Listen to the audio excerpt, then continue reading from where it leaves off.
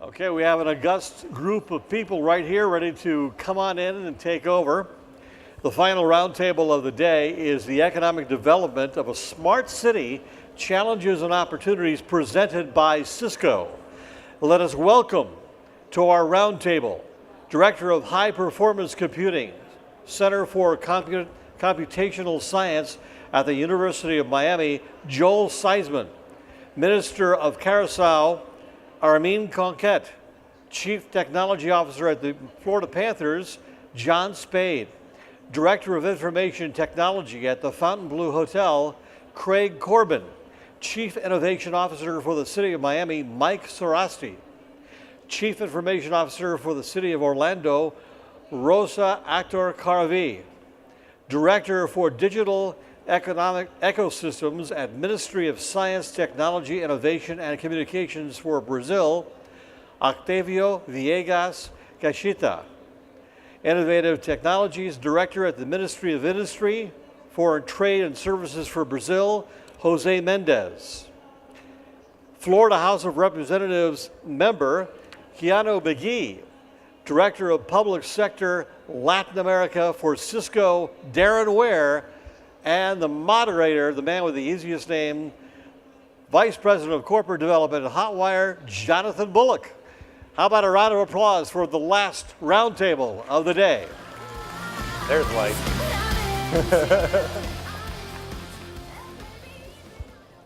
Good evening. Tonight we're going to be discussing why smart cities are important to economic development and addressing social inequality. I think the first question we need to ask is, because there's a lot of this going around, is what is a smart city? Would you like to start, Rosa? Yes, good afternoon. Thank you for sticking around for the last session for the day. So how do we define smart city? How do we implement solutions to address issues we deal with in our community in a smart, effective way? Is that only technology? In my opinion, that's not the case. Smart city is related to solution, processes, collection of data, looking at that data and pulling out actionable intelligence. So how do we bring all that information together in a secure, sustainable, and scalable way? In my opinion, that's what frames smart technology. Addresses multiple functions and across functions. So the data flow, process flow in a secure way.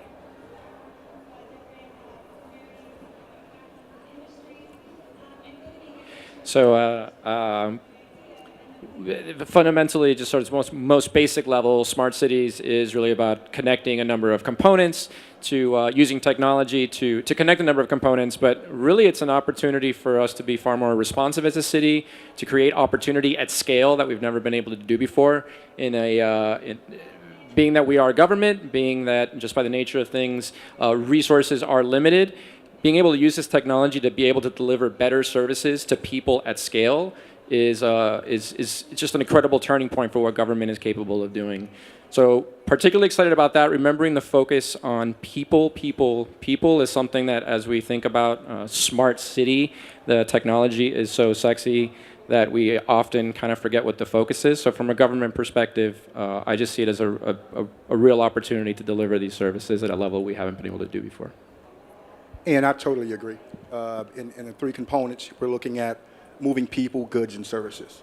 And that's where our smart cities tend to focus in that area to ensure that the one word that we're all here to figure out a way to master, which is efficiency. And so when you think of smart cities, you're thinking of how do we efficiently move our people, our services, and our goods. So when you begin with that foundation, in addition to what you stated Rosa A, gotcha. It helps with the definition of a smart city. I think I'd like to add, not only for efficiency in there, but actually involving the populace as well. We have a real chance right now for people who are involved in smart cities to get our population involved in everything from how we actually govern all the way down to how we're actually utilizing this technology. So I think everyone's really hit upon it here that we're involving everything into one area. right? So when we look at cities and smart cities, we often, obviously, as Cisco, look at three types of technology: back office, the information services, and then the basic services that happen in the street. So those are the technology pieces that are what we look at as a smart city. But the part that's missing is the smart practices, right? The smart practices are so important and so much a big part of what the municipality can do for improving the city, right? Those have to be in place as well. It's not just the technology. Don't tell anybody that the Cisco guy said that, but it is also very much about the overcoming internal obstacles for smart practices. Okay, great. So I've heard that we need to improve efficiency of moving goods, people, services, address problems. What are these problems that we need to fix? What are the biggest outstanding items that cities are facing that can be addressed by smart city applications? I would tend to believe it's transportation. We have to figure out a way to deal with transportation as it is today in order to ensure that the future is secured in a way that makes sense. You know, when you have a technologically advanced society, people shouldn't have to wait 2-3 hours to travel 30 miles. I think it's a horrible way to waste time. And if we're seriously debating the issue of efficiency and mobility, we first have to look at the reality that we have to answer the question, how do we deliver to our constituents, our consumers, in a fashionable way, the goods and services that they are demanding, requiring of us? I wanted to chime in real quickly on disparity being a huge issue that we experience here in Miami, and that we have to be very, very careful with, because smart cities has an opportunity to both cross over and fix a lot of the disparity problems that we have, but it also has the potential to exacerbate it. So I think we have to be very deliberate, very intentional about how we look at things like income disparity, age disparity, here in Miami in particular, with being such a bridge to the Americas, also how we are not exacerbating problems that we already have and just embedding them in technology. And these algorithms, we've had a lot of discussion about algorithms, particularly in discussion around Facebook, and you can let technology sort of run rampant, or you can be very, very active in what that shapes out to be. So I think that is all those things. Certainly, the other one that comes to mind when we talk about things that Smart City can fix would be resilience. And here in Miami, we're a focal point for sea level rise and climate change. We can actually see it happening right now, where in other places that's not the case. So we have also an incredible opportunity to see how smart cities and sensor technology can help us fix some of that. So are these problems different in emerging markets? So, when we talk about Brazil, for instance, an emerging market, I think the first problem would be how to build a smart city at all. We have a huge inequality, of course, in our society, but we also have a huge inequality between cities. And when we look at small cities, there just isn't the money to do that. I mean, I would think the first problem is actually security, safety. Applications such as cameras for monitoring crime, and also determining whether a shot was fired and where it came from. That's things we look a lot, but that's not what we should do first. What we should do first in the Brazilian case is probably public illumination, which is what precisely no one first thinks when they think about smart cities. But it's very important, because once you have every public light connected, so you can dim it and you can do all the smart city interfaces, what you have is a gateway to pretty much every other service. You can do the traffic, you can do the safety, the public civil safety, and that's what we're looking into doing in about 340 cities back in Brazil. Just quickly, I was going to address the safety issue. Safety continue to be, and now it's becoming more physical safety as well as the cyber safety an issue. But what are the problems we're addressing? It depends on the problem of today. So if we are during the hurricane season, in the middle of a response, the application and the focus for smart city use is very different than if we have multiple games happening at the same time, or during different seasons when we're dealing with the homelessness population. So smart city have to continue to be resilient and have to continue to be agile to address the problem as the problem change and evolve as well. Some of these problems seem pretty urgent, like the safety issues and the digital divide. You know, we could lose a whole generation of students and kids if we don't address that quickly. How does that affect your deployment of smart cities? Like, do you change your focus? Do you move resources around from other things? What do you? So I can speak for the city of Orlando in the topic of safety. The approach we're taking is threefold approach. Our objective is to have better response if we have incidents, from minor to major incidents, investigation if an incident happened, and being able to recover fast with less minimum damage. And the last part is planning. So how do we plan? How do we plan our redistricting? How do we plan our deployment? Having all that sensor information coming in, getting intelligence out of that to help us in the planning process is very important to us. And the last part that we look at is partnership for prevention. So if we can do predictive analysis over that information, how can we do the right partnership to prevent some of those trends? It depends on the neighborhoods or across the city. So we have to look at each one of those areas in a separate way. Just quickly want to add, one of the areas we're looking at is utilizing our existing assets. So we know that we have surveillance cameras across the city of Orlando. We have building cameras. We have business partner cameras, transportation cameras. How do we pull all those footage and pull information without deploying new sensors? So how do you drive intelligent, actionable information from existing resources?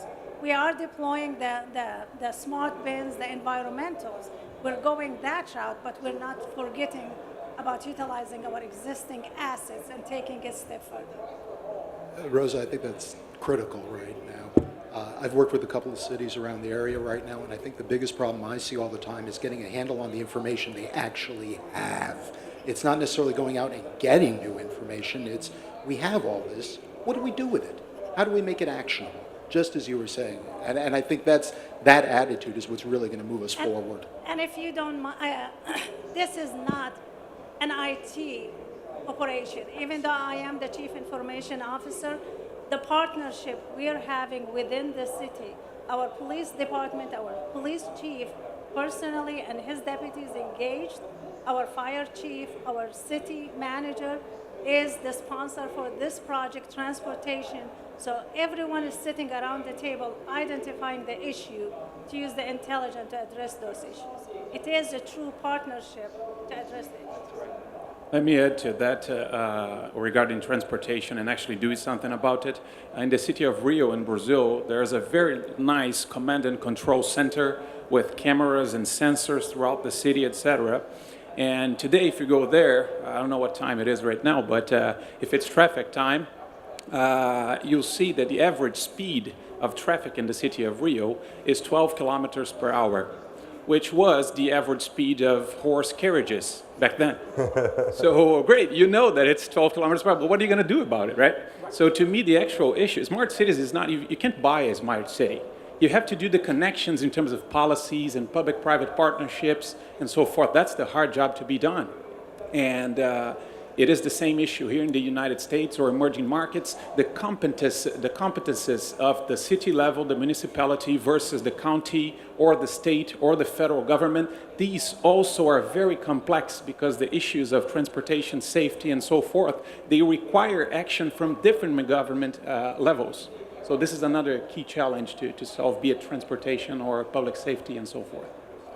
Yeah, and this is a theme I'm hearing it over and over, which is you cannot skip the capacity building step within the government organization. I spent the good part of last year telling a very bad joke about I wanted people to stop talking to me about big data because I'm really just trying to get people to work with spreadsheets right now to start. And we've gotten a lot better, I think, in the last year because we've taken it at the city of Miami. The step is like, to your point, we've got to be able to analyze this stuff. More data is not necessarily the solution. I mean, we want to get there. We want to be able to handle big data, but we've got to build the capacity of the workforce so the workforce can meet the technology where it's at. It's about the people, as much for the people that we're serving as the internal people that we have that we're building capacity for.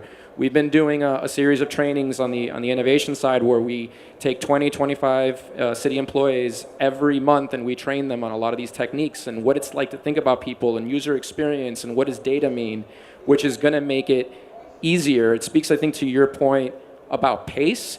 I'd rather do that hard work now and implement better technology that's not going to cost us, all kinds of technical debt in the future, because we're actually making. We've seen in other cities. Great. We've got 100 IoT deployments all over the city. They don't talk to each other. People don't know exactly what they do. They're generating a ton of data. They all do the same thing. They all do the same thing. You're not using what they got. So I think this capacity building piece, and that it is not just IT's job, but this is. As government employees, your job is innovation. Your job is to be more responsive. Your job is to think about data in your work. So I just love hearing that here from my peers on the stage. And just to piggyback on what you just stated, and which is 100% true, right? So we know pretty much every elected leader strive, even those who are not elected leaders, but leaders within our own families and our communities, right? They strive for 4 pillars, right? They strive to protect family, to maintain faith, to protect the future, and the 4th one is to ensure that our flag remains our flag. So when you see leaders who uses the lenses of those 4 pillars, you come to realize that we all have the same thing in mind. That is, how do we secure our future and how do we secure our family and our faith and our flag? But the thing that's different amongst every leader is whether or not the leader has the political courage or the political will to move the ball forward. And that's what we're finding here now in our political world and environment, is that it's not that we're short on resources, it's that we're short on political will and political courage to take a chance, take a risk, to move this ball forward in order to secure our future. And that is more evident as I'm in the state government and I interact with my federal colleagues, and those two, the lack of political will and the lack of political courage, seem to be the 2 missing links that we need in order to move our system forward. Again, it's not the lack of resources, just the lack of will and courage. So I'm going to skip ahead in our plan here. And so you have non-elected officials at the table and private sector people at the table, and they're going to have issues like designing cybersecurity into here, interoperability of these systems, which we're hearing down here is a problem where you've got IoT devices throughout a city and they may not talk to each other, they may do the same thing. Non-elected officials, what do you need the elected officials to do to ensure that these cybersecurity, interoperability, and funding and policy are in place? So, perfect question. Again, the answer is just collaboration, working together. The cost in the last 5 years of not doing your smart city project was that you didn't have a better app to help your citizens get around the city. You didn't have a way to communicate more effectively with them. You didn't have some of these things that were smart and sexy and really interesting. Tomorrow, if you don't collaborate, they're going to shut down your site. They did it in Atlanta. Ransomware took over the city site of Atlanta for permits, for payments, things like that. Atlanta had to do payments by hand. So if you don't collaborate on things that are enabling the cybersecurity of your networks across all the municipal agencies, the consequences could be those, right? Shutting down, ransomware, things like that. And it's not a surprise, right? This has been happening For a while now, I had a city the size of Miami tell me here last year that they were receiving 40,000 attacks per day. So the criminals are organized, they have computing resources, and they're coming, they're coming for now the cities. They've been going after hospitals and the financial institutions for, more than cities, but the cities' attacks are beginning. And so that's the cost of not collaborating is important now. So again, the message is continue to collaborate more. Have the fire department working with the police department, working with the back office, working with the universities, working, everybody has to cooperate. Even, sports arenas, everybody's got to be on the same page. Otherwise, you're leaving a door open for the bad guys, right? Yeah, that's something that our group at the Florida Panthers, we're a county-owned building, but we're a private organization, semi-public. We have thousands of people that come out for concerts and hockey games, and we have to interact with that.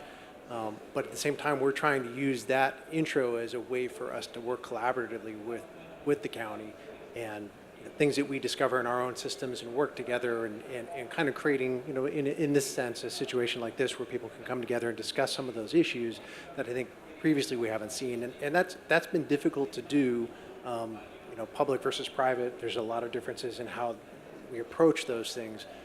So that would be something that would be very helpful for a representative to help us achieve those goals.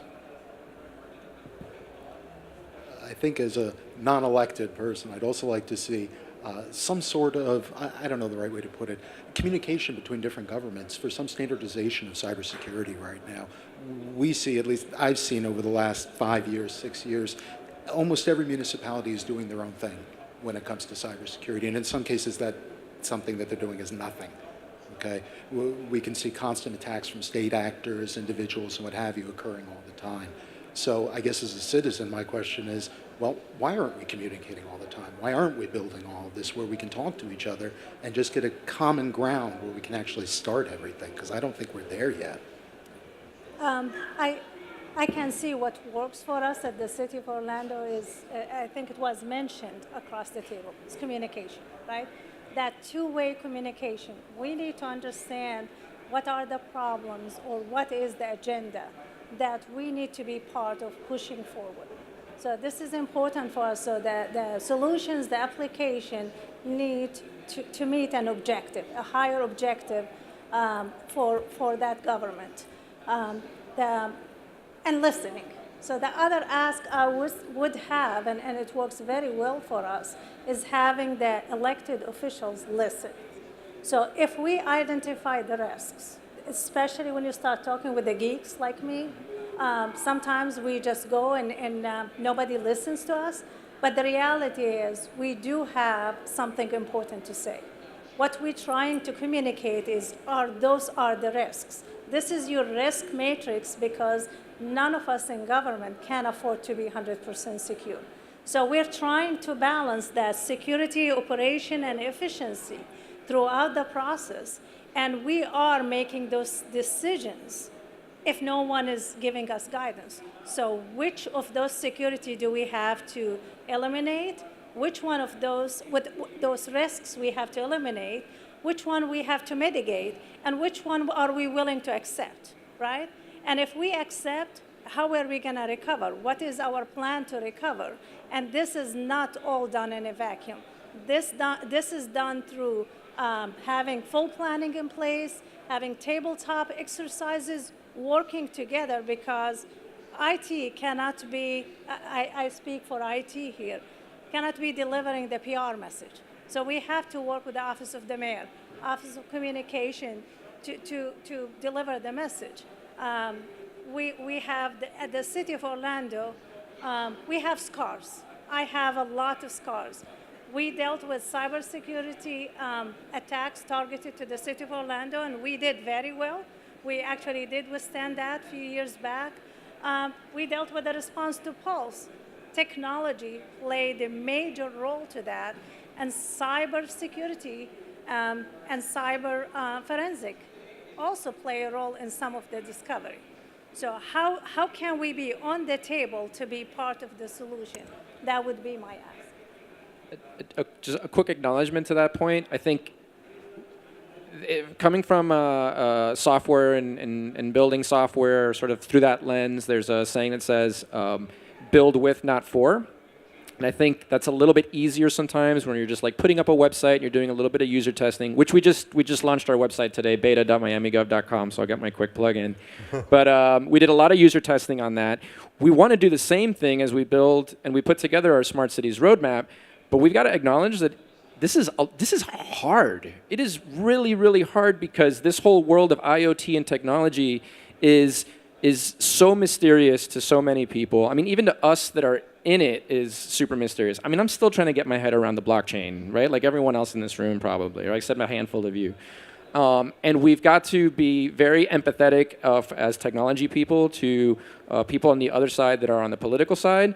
And, you know, the people that are on leadership positions, maybe outside of IoT, you know, the recommendation is for you, if you're one of those folks, you can't point, you know, over to Darren over here in Cisco and say, hey, we want IoT, go build this thing, see you later.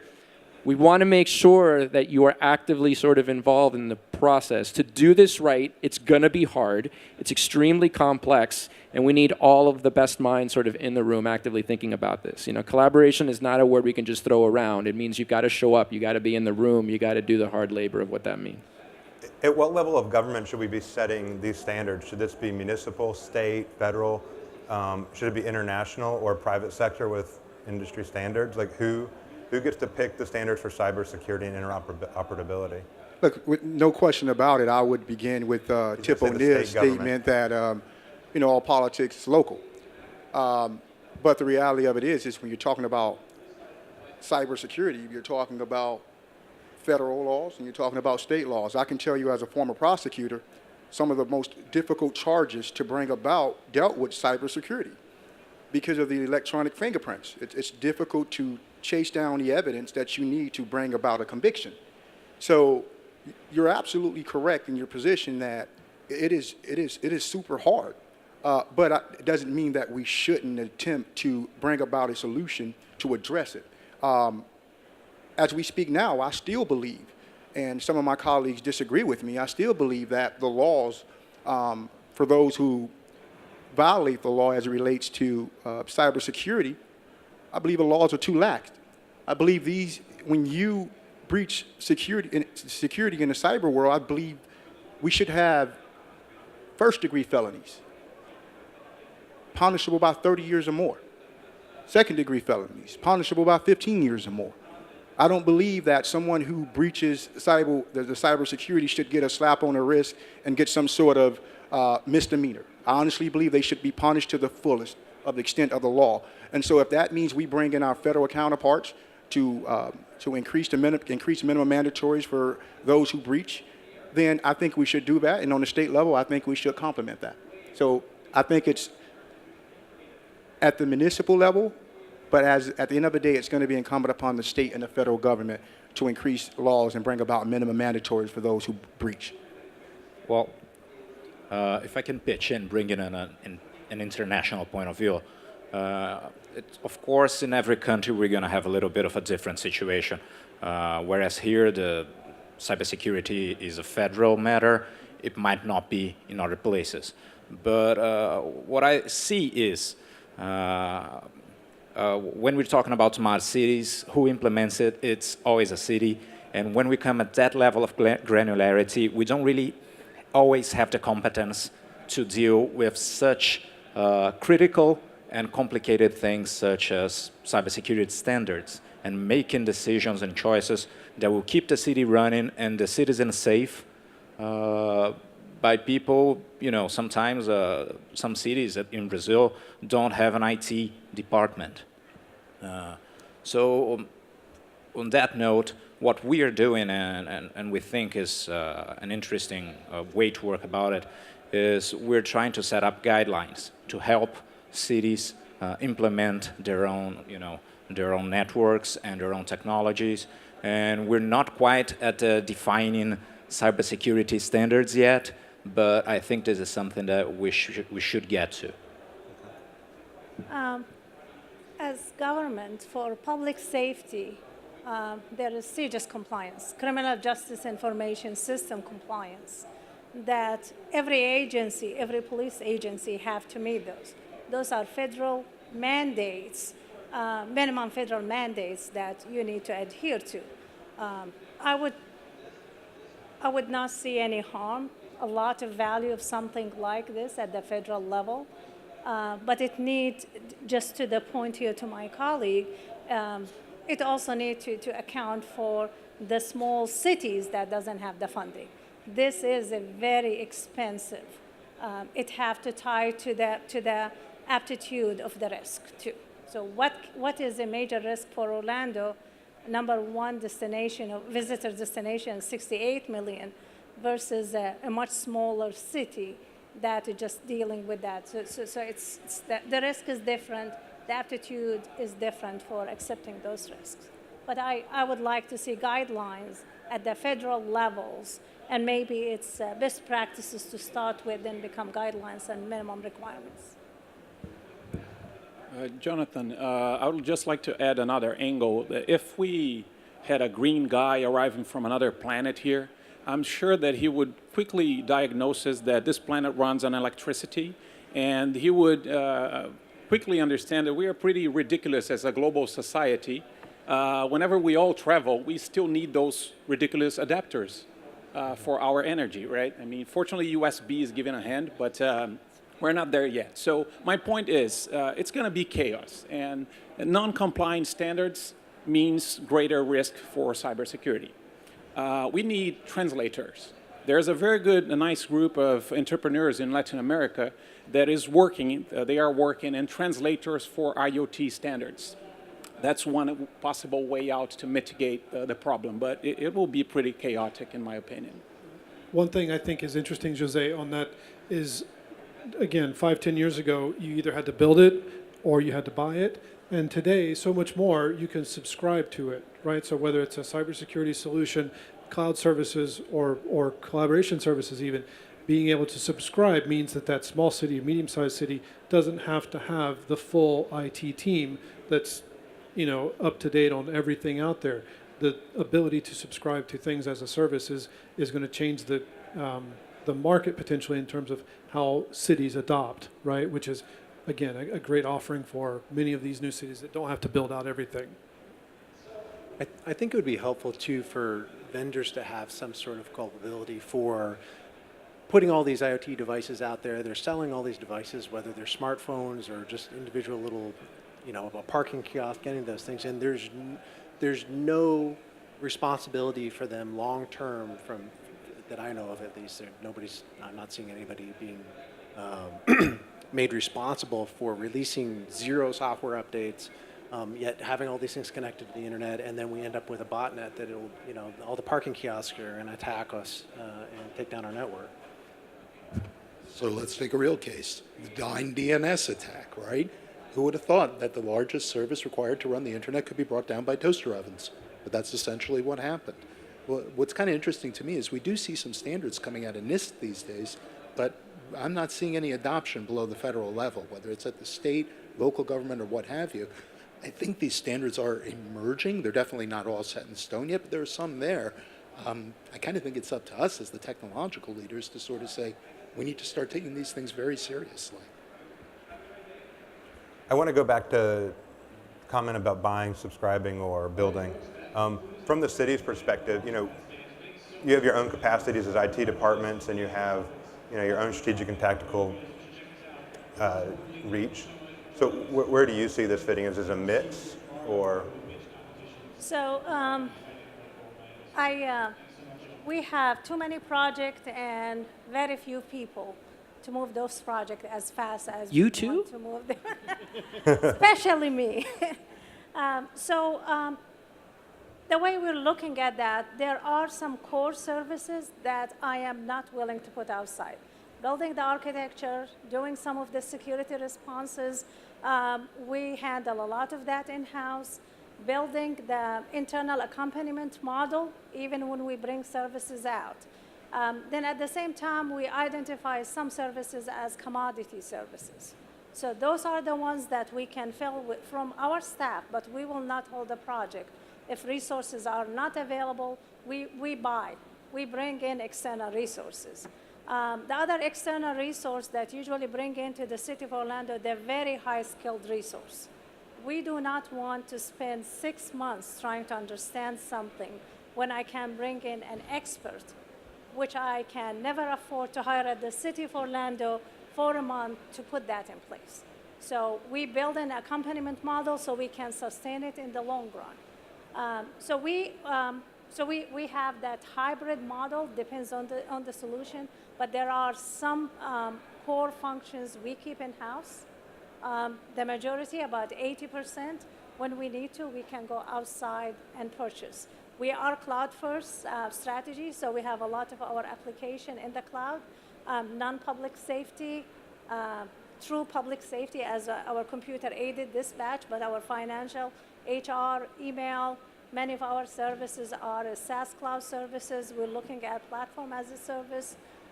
We have infrastructure as a service, so we're looking at deploying fast. So it's a hybrid. There's no clear answer to that. So I would agree it's also a hybrid. I think the part that that I like to see and that we forget sometimes, again, because technology sort of gets put in a vacuum for whatever reason, it's a nice reminder. I don't know, when I'm dealing with software engineers and technologists, these are some of your city's best problem solvers. So to be able to activate that technology group, maybe it's not necessarily building everything from scratch, but that they're really actively involved and able to make a really worthwhile decision on evaluating the buy versus build. Otherwise, all you're doing is sort of offloading all this work, and all of a sudden the process improvement capabilities of having your internal workforce think about these problems, you're offloading that part as well and starts to become separated and fragmented. I think to the point of subscription and the cloud and all these opportunities, it's much easier to do the hybrid now than it was a few years back. It was a much more cut and dry situation, and now things are much more componentized, that you can kind of move stuff around. So that, I think, is something really exciting.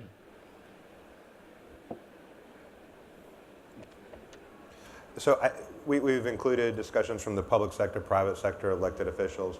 How do we involve citizens in our smart city discussions? We've got like 2.5 minutes left, so I want to make sure they're not left out of this process and roadmap and design. What can you guys do to involve them?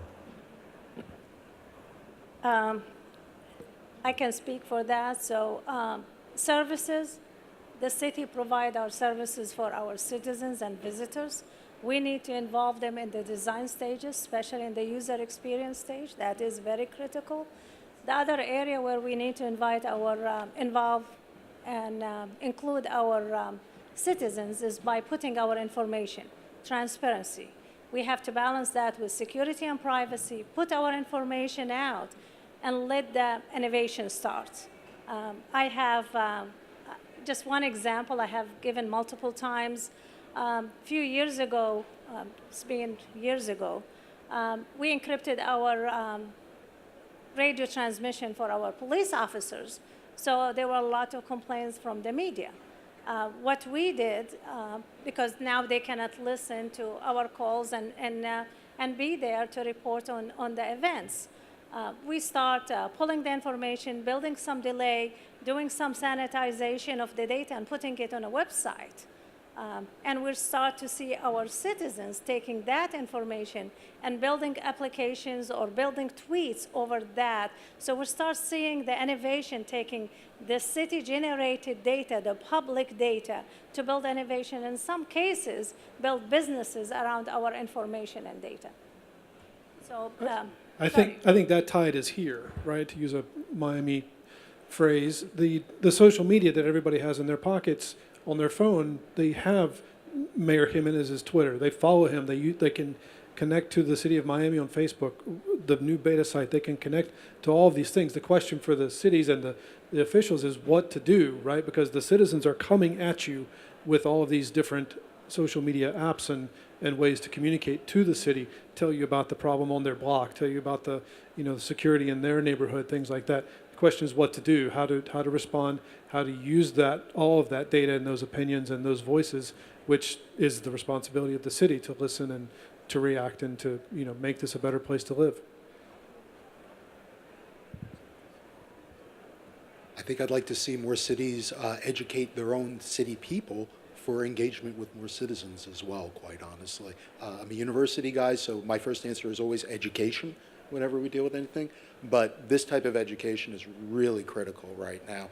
As Darren said, the tide's here. It doesn't matter whether if it's how we're going to respond to it that's going to make the big difference right now. Okay, thank you all. We're out of time.